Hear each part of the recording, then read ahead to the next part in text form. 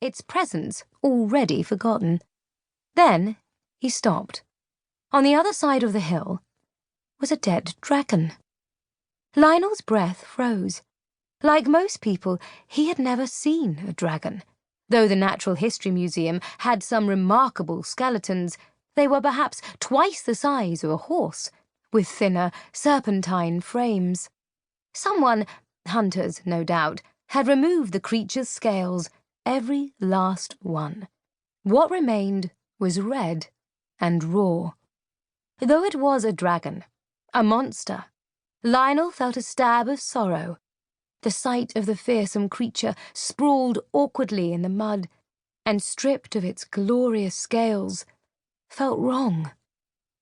He found the second dragon, they usually lived in pairs, over the next rise. As he gazed at it, a tear opened in the clouds and sunlight poured through. It tangled in the muddy grass where something sparked. Lionel drew the object from the mud, brushing it clean with trembling fingertips. It was a heart scale. His mouth fell open. Everyone knew that the heart scale was the most important part of a dragon. An arrow through the heart scale, located at the back of the neck, would kill instantly. Most hunters preferred to avoid this, however, for the heart scale was exceptionally valuable. Half the size of Lionel's palm, it glittered with a colour richer than rubies, deeper than amber, and threaded with veins like fired gold. The hunters wouldn't have left it behind knowingly.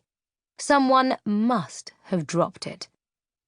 Pocketing the heart scale, Lionel stood, shivering in his wet clothes. This far north, the wind was woven with frost even at midsummer. He heard a faint sound. Lionel brushed aside a clump of gorse.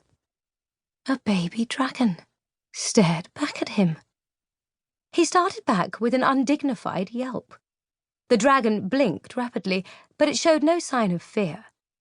Its gaze was calm and unsettling, neither human nor animal, but simply dragon. It lay on its side, barely breathing, still half in its shell.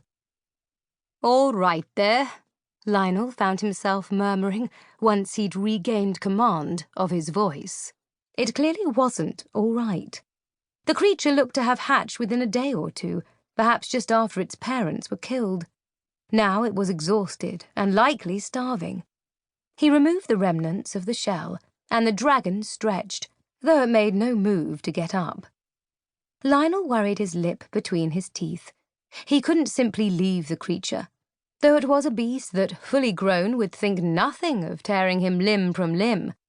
The best course, then, was to put it out of its misery.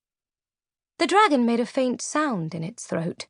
It was about the size and shape of a hairless cat, all sinuous lines, with scales the rich orange of molten lava. Lionel could have bought half of Chesterfield University with the profit from those scales, though the thought never occurred to him.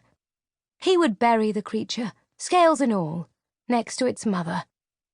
At that moment, thunder exploded in the sky, and the clouds broke open like cracked eggs.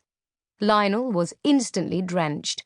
A small river ran past the dragon's snout, and it sneezed, hesitantly at first, then eagerly. It began to drink.